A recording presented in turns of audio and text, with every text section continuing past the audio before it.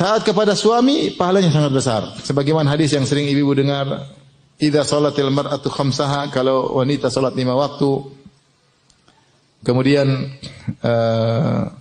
wa shamat syahraha, kemudian puasa bulan Ramadan, wa hafizat farjaha, dia jaga kemaluannya, wa ata'at ba'laha, dan dia taat kepada suaminya. Qila laha, dikatakan kepadanya, udkhilil jannata min ayyi babin min abwabil jannati syi'ti. Masuklah engkau surga melalui pintu mana saja yang kau sukai.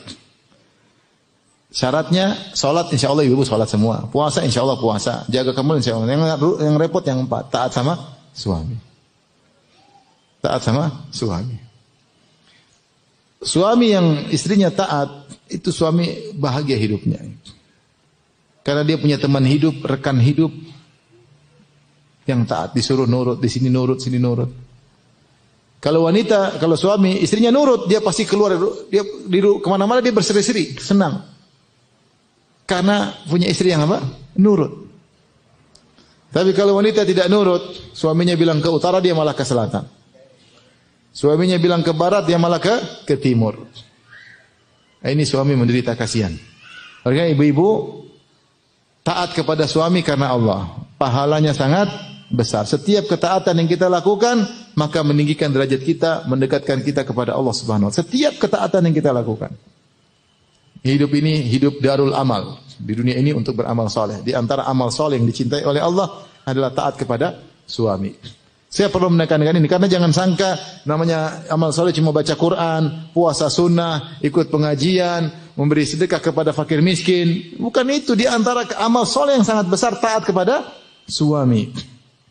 Taat kepada suami. Sampai Nabi mengatakan, "Lau kuntu amiran ahadan an yasjuda li ghairillah la amartul mar'ata an tasjuda li zawjiha." Kalau saya boleh perintahkan seorang sujud kepada selain Allah, saya akan perintahkan wanita sujud kepada suaminya. Karena kenapa begitu besar hak suaminya? Saya para ulama berkata, jika seorang wanita menikah, maka dia harus lebih taat kepada suaminya daripada kedua orang tuanya dalam urusan rumah tangga. Harus lebih taat kepada suaminya daripada kedua orang tuanya. Misalnya, suaminya bilang kita harus tinggal di Bandung. Kedua orang tuanya bilang enggak, kamu harus tinggal sama ibu bapak di Malang. Maka dia harus nurut sama suaminya pergi ke Bandung.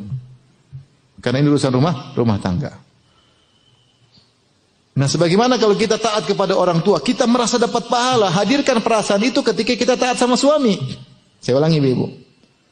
Sebagaimana ibu-ibu ketika taat kepada ayah dan kepada mama, kepada papa, kepada bapak, kepada ibu, ibu merasa dapat pahala.